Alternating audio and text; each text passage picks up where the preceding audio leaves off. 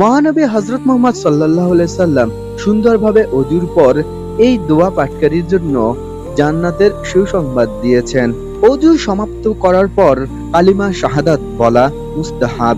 কালিমা শাহাদাত হলো আশহাদু আন লা ইলাহা ইল্লাল্লাহু ওয়াহদাহু লা শারীকা লাহু ওয়া আশহাদু আন্না মুহাম্মাদান আবদুহু ওয়া রাসূলুহু। অর্থ, আমি সাক্ষ্য দিচ্ছি যে আল্লাহ ছাড়া সত্য কোনো উপাস্য নেই, তিনি এক, তার কোনো শরিক নেই।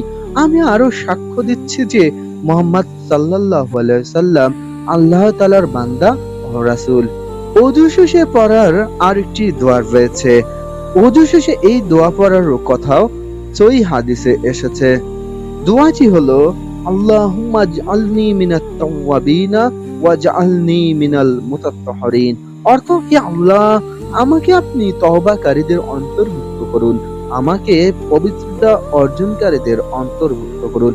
আল্লাহ তাআলা আজকের এই ভিডিওটি দেখে যারা আমরা এই দোয়াটি পারি না তারা যেন বাংলা অর্থ সহ মুখস্থ রাখি এবং সঠিকভাবে তা আমল করি। আল্লাহ তাআলা আমাদের সবাইকে দোয়াটি মুখস্থ করে রাখা এবং তা সঠিকভাবে আমল করার তৌফিক দান করুক। সবাই বলি আমিন।